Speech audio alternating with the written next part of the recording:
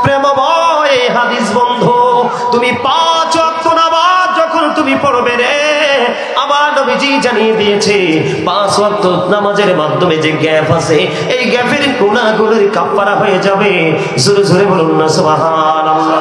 আল্লাহর হাবিব সরকারে মদিনা তিনি বলে দিয়েছেন, ওয়াল জুমআতু ইলাল জুমআ, এক জুমা থেকে আরেক জুমার মাঝখানে যে গ্যাপ আছে বন্ধু, দীর্ঘ একটি সপ্তাহ, দিনে রাতে সকাল বিকাল মানুষ কত অন্যায় করে। আমার নবী বলেছে, উম্মত পবিত্র অবস্থায় আল্লাহ যে অর্ডার করেছে, নির্দেশনা দিয়েছে, সেই নির্দেশনার মধ্যে থেকে নামাজটুকু আদায় করো। একটা জুমা থেকে আরেকটা জুমার মাঝখানে গুনাহগুলোর কাফারা হয়ে যাবে। জোরে জোরে বলেন না সুবহানাল্লাহ। শুধু এখানে একান্ত নয়, আজকে দেখা যায় মুসল্লিগুলো কমার্শিয়াল হয়ে গেছে।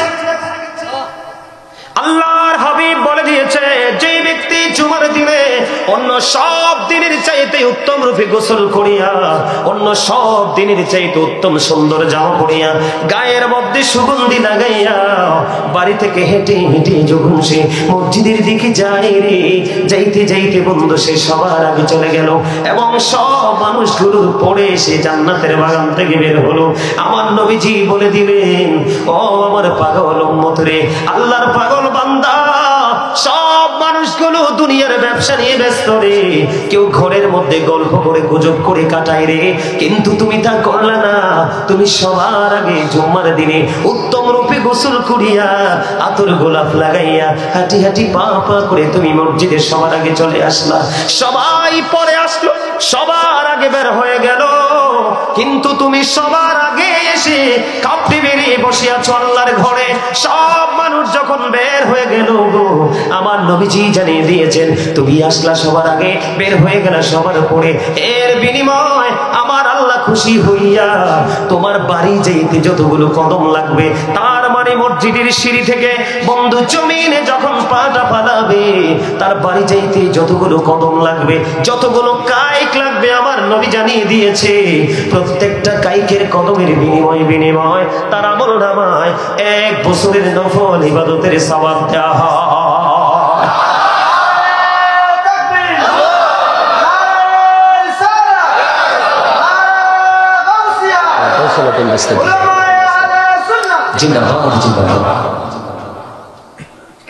ওয়াজকে বুঝতে পারছেননি? খেয়াল করছেন? আপনার বাড়ি যাইতে যদি 100টা কদম লাগে, আপনার আমলনামায় 100 বছরের ইবাদতের সওয়াব। আল্লাহু আকবার, জোরে বলুন না।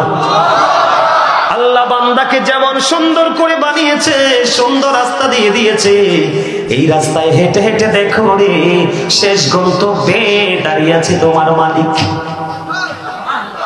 বন্ধু শুধু এখানে একান্ত নয়, আপনার আমার প্রাণের নবী আরো জানিয়ে দিয়েছেন, রমাদানু ইলা রমাদান, এক রমজান থেকে আরেক রমজানের মাঝে ও বন্ধু 305 দিনের গ্যাপ।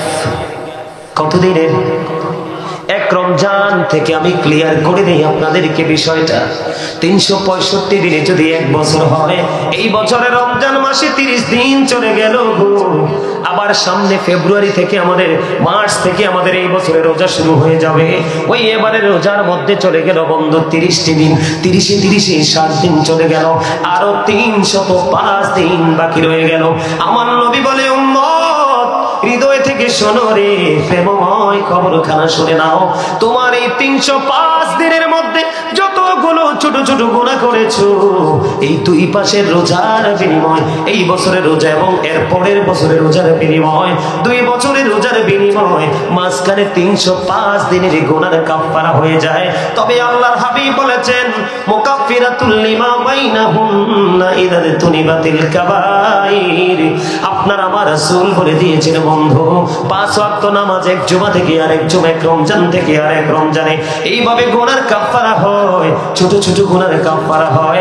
নবীজি শর্ত দিয়ে দিলেন, কবিরা গুনাহ থেকে বেঁচে থাকতে হবে, কবিরা গুনাহ করা যাবে না।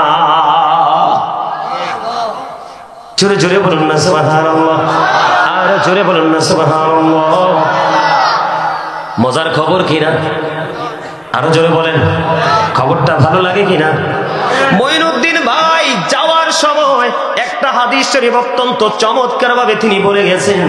ও বন্ধু, নবীজি জানিয়ে দিলেন, তোমার বাড়ির সামনে যদি কোনো নালা থাকে, কোনো নদী থাকে, কোনো সাগর থাকে, কোনো পুকুর থাকে, ছোট্ট কোনো কূপ যদি থাকে রে, দৈনিক যদি তুমি 5 বার এই কূপের মধ্যে গোসল করো, তোমার কূপের মধ্যে গোসল করলে যেমন তোমার শরীরে কোনো ময়লা থাকে না, আমার নবীজি জানিয়ে দিয়েছে উম্মতেরা রে, হৃদয় খুলে শোনো, তুমি যদি দৈনিক 5 ওয়াক্ত নামাজ পড়ো, তাহলে তোমার আমল নামায় তেমনি কোনো গুনাহ থাকবে না।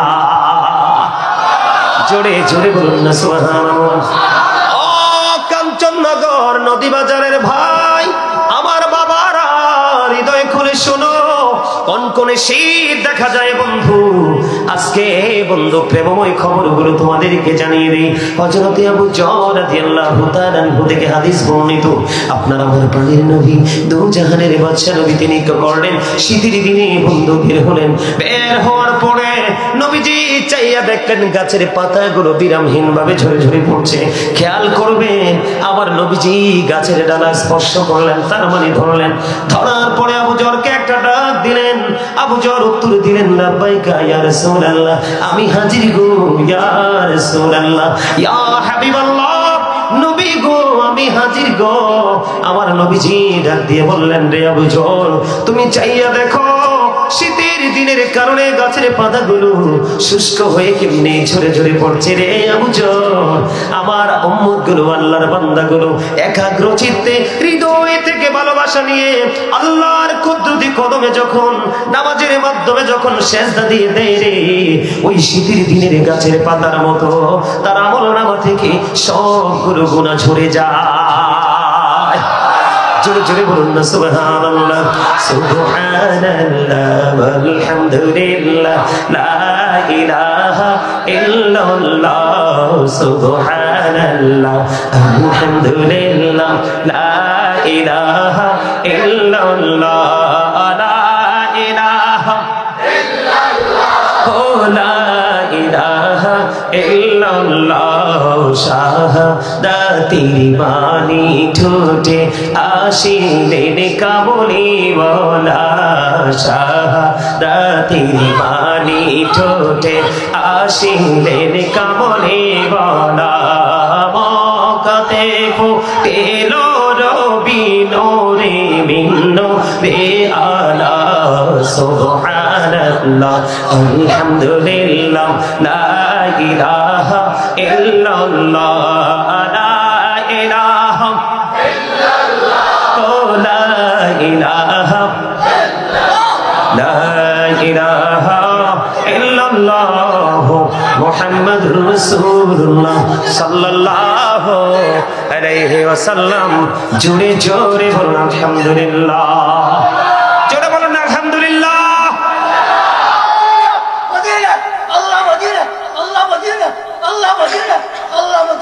মারহাবা বলেন, আরো জোরে বলেন। প্রেম এমনই, প্রেম এরকমই। আপনারা কি ভয় পাচ্ছেন? প্রেমের, তার হৃদয়ে প্রেমের জোয়ার আসছে।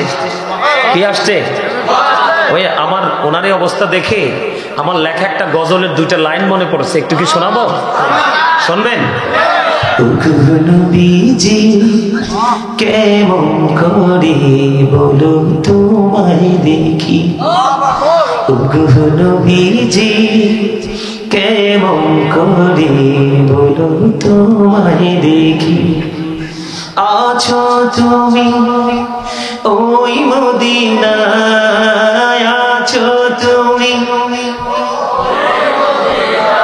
সঙ্গে নিয়ে দুই প্রেমিক সাথী, কেমন করে বলো তোমায় দেখি, বলেন নবীজি কেমন করে বলো তোমায় দেখি, আছো তুমি ওই মদিনায়, আছো তুমি ওই মদিনা, সঙ্গে নিয়ে দুই প্রেমিক সাথী, কেমন করে বলো তোমায় দেখি, বলেন কেমন করে বলো দেখার আশা আমার মনে পুষে রেখেছি যতন করে। বলেন দেখার আশা আমার মনে পুষে রেখেছি আপন করে। পাই যদি গো নবী তোমার দিদার, শীতল হবে মোর দুটি আখি। কেমন করে বলো তোমায় দেখি, বলেন নবীজি কেমন করে বলো তোমায় দেখি। মারহাবা, আর জোরে বলো মারহাবা। আল্লাহু আকবার, ইয়া রাসূলুল্লাহ, ইয়া রাসূলুল্লাহ। ভালো লাগছে? এটা অনেক লম্বা, এটা আমার লেখা, আমার সুর, আমার গাওয়া। আপনারা অনলাইন থেকে এগুলো শিখবেন। আমার এক একটা লেখা, এই যে দেখেন আমার চাচা, দেখছি আমি গজলটা টান দেওয়া তো উনি কাঁদতেছে। আমার এক একটা গজল, এক একটা হামদ নাচ যখন লিখছি গভীর রাতে, আমার জীবনে একটা গজল লিখছি জানেন, মানে রাসূলের প্রেমের তথ্য যতই চোখে পড়ে ততই যেন হৃদয়টা এলোমেলো হয়ে যায়। যা আসলে আমরা সাহাবায়ে কেরাম যেভাবে রাসূলকে ভালোবেসেছেন, আমরা আসলে সেইভাবে পারি না। কোন মুখ নিয়ে রাসূলের কাছে যাব? এজন্য আমি একদিন রাত্র গভীরে, এই কি হয়েছে, কথা বলা যাবে না তো? একদিন রাত্র প্রায় 2টা থেকে 2:30 বাজবে, হঠাৎ করে আমার ভিতরে হৃদয়ে একটা সুর শুধু ঘুরপাক খাচ্ছে। একটু শুনবেন, একটু গাইব। আমি গজলটা লিখছিলাম আর কাঁদছিলাম। আমি লেখা শেষে দেখলাম আমার 2 চোখ দিয়ে পানি বালিশ পর্যন্ত চলে আসছে। একটু শোনাবো, তারপরে আমি আবার আলোচনা যাবো। আমার অনেক আলোচনা বাকি আছে। আপনারা কি শুনবেন আমার আলোচনা? সবাই সবাই যুবক ভাইয়েরা তোমরা বলো, তোমরা কি সবাই শুনবে? মুরব্বীরা না, শুধু যুবক ভাইরা হাত তোলো। চাই কে কে রাজি আলোচনা শুনতে? সোজা করে 2 হাত, সোজা করে। মারহাবা। মুরব্বী বাবাদের প্রেম বেশি, যুবকদের সাথে তাদের হাত ডাবল ভাবে উঠছে। আল্লাহ কবুল করে নিক, সকল করে আমিন। আমি ছোট্ট করে একটু গজলটা গাইবো, আপনারা আমার সাথে পারলে একটু সুর দিবেন। এই তো যে সুন্দর নূর নবীজি, নামটি মধুমাখা, তুমি ছাড়া শূন্য জীবন, আমি যে বড় একা। এই তো যে সুন্দর নূর নবীজি, নামটি মধুমাখা, তুমি ছাড়া শূন্য জীবন, আমি যে বড় একা। পথে আছি আমি, পথে আছি আমি, কবে দিবা দেখা। এই তো যে সুন্দর নূর নবীজি, নামটি মধুমাখা, প্রেমিকী ছিলেন হাবশীর বেলাল, চেহারা তার কালো, হৃদয় জোড়ে ছিল গো রাসূল তোমার প্রেমের আলো। বলেন প্রেমিকী ছিলেন হাবশীর বেলাল, চেহারা তার কালো, হৃদয় জোড়ে ছিল গো রাসূল তোমার প্রেমের আলো।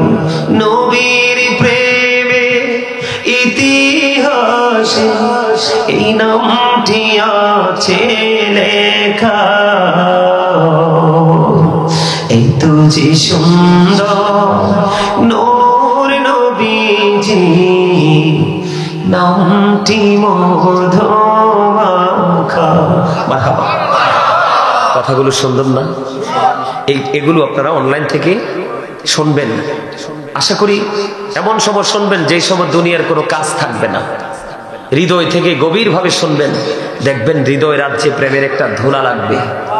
আল্লাহ আমাদের সবাইকে আল্লাহ রাসূলের প্রেমিক হিসেবে কবুল করে নিক, সকলে বলুন আমিন। বন্ধুরি আমার আপনার প্রাণের নবী জানিয়ে দিলেন, রে আবু যর, শীতের কারণে যেমনি ভাবে গাছের পাতা ঘিরে আল্লাহর বান্দাগুলো অত্যন্ত প্রেমময় হৃদয় নিয়ে যখন আল্লাহর কুদরতি কদমে এই কপালটা লাগায়া সেজদা দিয়ে দেয় রে, ওই নামাজের কারণে, সেজদার কারণে তার আমল নামা থেকে ওই শীতের দিনের গাছের পাতার মতো গুনাহগুলি ঝরে পড়ে যায়। জোরে জোরে সুবহানাল্লাহ। বন্ধু, আল্লাহর কাছে সবচেয়ে প্রিয়, ও বন্ধু, আল্লাহর কাছে সবচেয়ে প্রিয় আমল হলো বান্দার পক্ষ থেকে সময় মতো নামাজ পড়ে নেওয়া, সময় মতো নামাজ আদায় করে নেওয়া। ও বন্ধু, তারপরে কোনটা নবীজি জানিয়ে দিলেন? তারপরে হলো বাবা মার বাধ্য সন্তান হয়ে বেঁচে থাকা, মা বাবার সেবা করা। তৃতীয়ত হলো আল্লাহর পছন্দ, ও বন্ধু, দ্বীনের জন্য যুদ্ধ করা। নামাজ প্রত্যেকটা প্রাপ্ত যুবক যুবতীর উপর নামাজ ফরজ। ও বন্ধু, 7 বছর হয় যখন সন্তানকে নামাজের জন্য তাগিদ দিয়ে দেন, 10 বছর যখন পা দেয় সন্তান, তখন আপনি নামাজের জন্য তাকে প্রহার করেন। কিন্তু সন্তানকে ছেড়ে দেওয়া যাবে না। এই জন্য আমি ওই হাদিসটা বলেছিলাম, রাসূল বলেছেন যে তোমরা তোমাদের সন্তানদেরকে রাসূলের প্রেম শেখাও, রাসূলের পরিবারের প্রেম শেখাও, রাসূলের আহলে বাইতের প্রেম শেখাও এবং কোরআন তেলাওয়াত শেখাও। জোরে বলুন সুবহানাল্লাহ। বন্ধু, আমি আপনাদেরকে বলি, ঈসা রুহুল্লাহ ওনার জীবনী থেকে বন্ধু একটা তথ্য আমি পেয়েছি নামাজ সম্পর্কে। আপনারা আমার দিকে তাকান বন্ধু, হৃদয়ের জানালা করে শুনুন।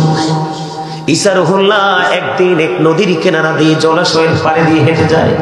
হেঁটে যাওয়ার সময় তিনি দেখতে পাইলেন আশ্চর্য ধরনের একটা দৃশ্য। তিনি দেখতে পাইলেন একটা পাখি তার নিজের শরীরটাকে বন্ধু ধুলাবালির মধ্যে দোসর করে নিচ্ছে, ময়লা করে নিচ্ছে। আবার ধুলাবালিগুলো যখন মিশ্রিত করে আবার একটু পরে বন্ধু জলাশয়ে, পুকুর বা খালে গিয়ে তিনি কি করতেছেন? পাখি নিজেই শরীরটাকে ময়লা করতেছে, একবার ময়লা করে আর একবার ধোয়।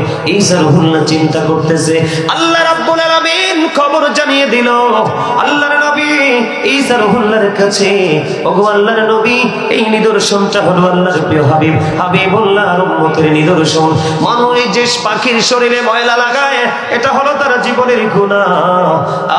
বন্ধু, যখন সে ওই পুকুরে যায় ধোয়, এইটা হলো উম্মতের নামাজ।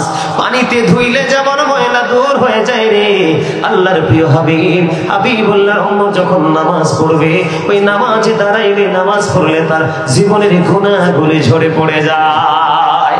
বন্ধু, নামাজের মধ্যে আপনার এমন মনোযোগ থাকতে হবে, আপনি যখন নামাজের মধ্যে দাঁড়াবেন আপনার মানসিকতাটাকে এতটা স্থির রাখতে হবে, আপনি যখন নামাজে দাঁড়িয়ে যাবেন আপনি মনে করবেন আপনার সামনেই যেন খানায় কাবা। আপনি চিন্তা করবেন আমি বাইতুল্লাহর সামনে দাঁড়ায় নামাজ পড়ি রে। ও বন্ধু, এটা এমন ভাবে দৃঢ়তার সাথে আপনার হৃদয়ে ধারণ করতে হবে। আপনি মনে করবেন খানায় কাবার সামনে আপনি দাঁড়িয়ে নামাজ পড়ছেন, ডান দিকে আপনার জান্নাত, বাম দিকে আপনার জাহান্নাম, পিছনে যেন দাঁড়িয়ে আছে আজরাইল। মনে করতে হবে রে, এই নামাজ আপনার জীবনের শেষ নামাজ। আপনাকে মনে করতে হবে আমি পুলচেরাতের পোলের উপর দাঁড়িয়ে আছি, একটু যদি 19-20 হয় তাহলে জাহান্নামে নিক্ষিপ্ত হব। তার মানে হলো আপনি নামাজের মধ্যে এতটাই মনোযোগী হতে হবে, অমনোযোগী হওয়া যাবে না। ও বন্ধু, ওই যে আল্লাহ রাব্বুল আলামিন বলেছেন, ফাওয়াইলুল লিল মুসাল্লিন আল্লাযীনা হুম আন সালাতিহিম সাহুন। ঠিক কিনা বলেন? আল্লাহ কঠিন আযাব বরাদ্দ করে রেখেছে ও বন্ধু অমনোযোগী নামাজীদের জন্য। ঠিক কিনা বলেন? নামাজে কি অমনোযোগী হওয়া যাবে? কথা বলে না। নামাজ থেকে মনোযোগ সরানো যাবে না।